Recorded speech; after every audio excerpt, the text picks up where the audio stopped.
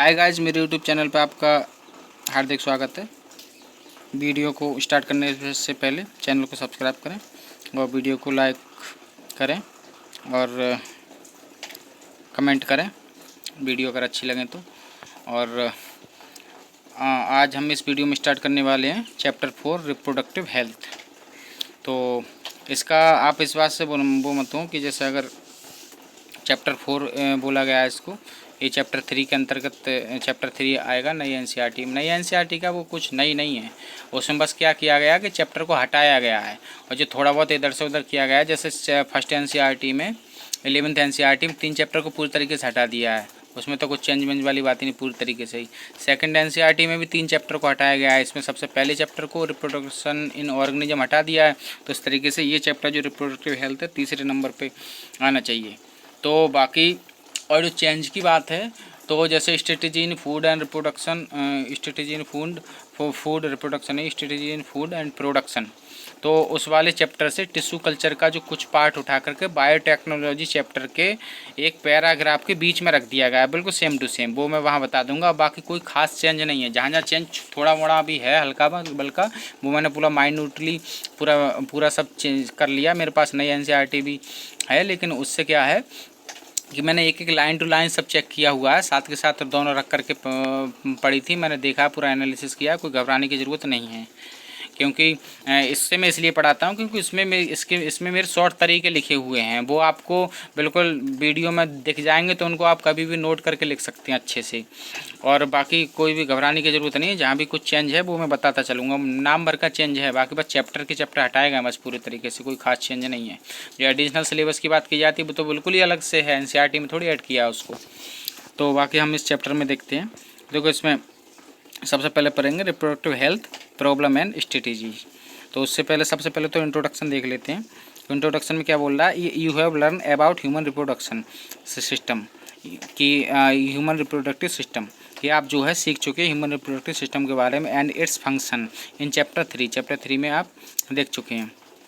Now let's discuss, अब क्या कह रहा है कि आओ डिस्कस करते हैं, वार्तालाप करते हैं क्लोजली रिलेटेड टॉपिक। इसी से एक क्लोजली रिलेटेड टॉपिक है, इसलिए इसकी बात पढ़ाना ही ज़रूरी है।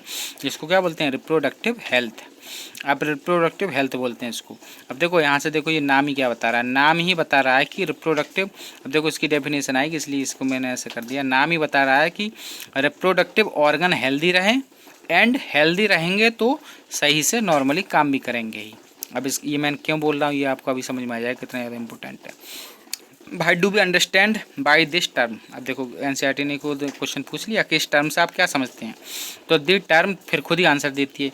द टर्म सिंपली, पहले ये पूछते इसलिए कि आप भी थोड़ा दिमाग लगाओ, कभी कभी नहीं बताती है आंसर, लेकिन कभी कभी बता भी देती है। अब खुद बता रही है फिर कि the term simply refers to healthy reproductive organs. वो बता रहे इस बात का सिंपल सा मतलब है कि हेल्दी रिप्रोडक्टिव ऑर्गन के जो जननांग हैं, जनन के अंग हैं, वो अच्छे, वो हेल्दी रहें, स्वस्थ रहें विद नॉर्मल फंक्शन। और नॉर्मल फंक्शन मतलब अपना काम है, जो फंक्शन उनका है वो भली बातें अच्छे से करते हैं, बस इस बात का यही मतलब है। तो सिंपल सा मतलब ये तो वर्ड ही साफ साफ बताया है कि रिप्रोडक्टिव हेल्थ के रिप्रोडक्टिव ऑर्गन हेल्दी रहें, और हेल्दी रहेंगे तो सही से काम करेंगे, सिंपल सी बात है, हेल्दी होकर काम करेंगे, ये बात खत्म। तो ये नाम ही बता रहा है वैसे भी। तो कहा सिंपल सा मतलब है कि क्या रहें, हेल्दी रिप्रोडक्टिव ऑर्गन के ऑर्गन रिप्रोडक्टिव ऑर्गन जो है वो क्या रहे, हेल्दी रहें और फिर नॉर्मल फंक्शन करें, बस ये इस बात का मतलब है।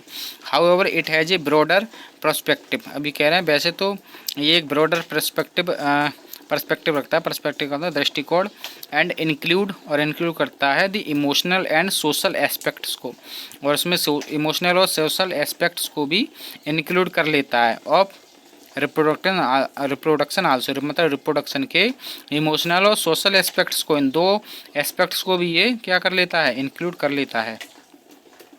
अब जो है इसके अकॉर्डिंग है कि according to the World Health Organization, WHO एक वर्ल्ड हेल्थ ऑर्गेनाइजेशन है, तो उसके अकॉर्डिंग क्या है, देखो जो WHO ना, WHO नाम की एक ही संस्था है पूरे विश्व में। तो according to the World Health Organization reproductive health means, अब WHO के अकॉर्डिंग अगर देखा जाए कि रिप्रोडक्टिव हेल्थ का मतलब क्या है, तो मीन्स है total well being in all aspect of reproduction, reproduction के ऑल एस्पेक्ट, सभी एस्पेक्ट में टोटल वेल बीइंग होना, पूरी तरीके से अच्छे होना। दैट इज, उसका मतलब क्या है, physical, emotional, behavioural and social. तो उसको मैंने अपने तरीके से, एक तरीके से तरीका बना करके याद किया है। उसको मैं बोलता हूँ कि अकॉर्डिंग WHO के अकॉर्डिंग PBSC, जैसे CBSC होता नहीं, वैसे PBSC याद रखो, CBSC की जगह PBSC। P4 क्या हो जाएगा, P4 आगे पीछे थोड़ा हो जाएंगे, उससे कोई मतलब नहीं। P4 फिजिकल हो गया, B for behavioural, S for social और E फॉर इमोशनल। PBSC से CBSC होता है तो WHO के अकॉर्डिंग क्या होना चाहिए, PBSC, CBSC नहीं PBSC, physical, behavioural, social and emotional. तो इसका मैं डिटेल में और अच्छे से बताऊंगा अगली वीडियो में। बाकी अभी यहाँ तक ही देखते हैं। बाकी बहुत बहुत धन्यवाद वीडियो देखने के लिए। लाइक करें, शेयर करें, सब्सक्राइब करें। धन्यवाद।